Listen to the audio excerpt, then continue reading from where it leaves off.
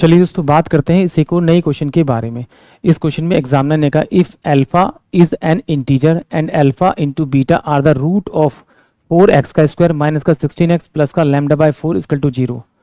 Such that alpha जो है 1 से बड़ा है और 2 से छोटा है एंड 2 से बड़ा है बीटा और 3 से छोटा है, then the value of lambda, lambda की वैल्यू बतानी है।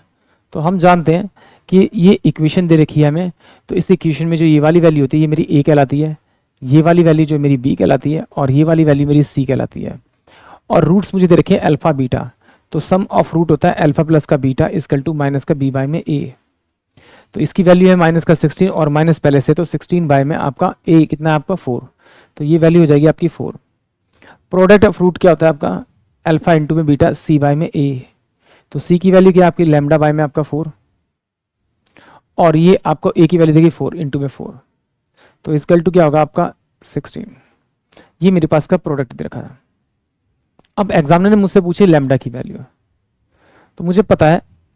कि जो अल्फा प्लस बीटा की जो वैल्यू होगी वो क्या होगी कंडीशन के अकॉर्डिंग,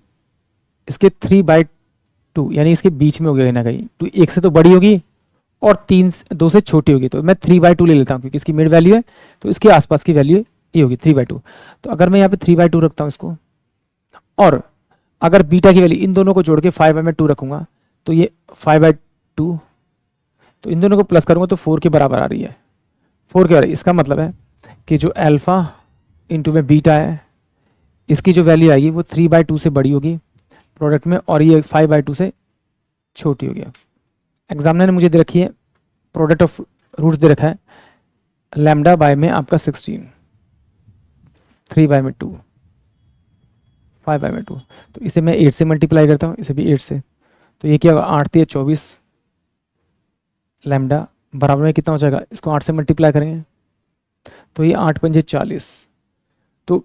इसके बीच का निकालना है, तो इसमें से एक बढ़ाएंगे 25 25 45 माइनस करेंगे तो 15 आएगा, यानी कि इसके बीच में जो नंबर्स होंगे यानी लैम्डा की जो वैल्यू होगी वो 15 होगी। आई होप आप सभी को क्वेश्चन समझ में आया होगा।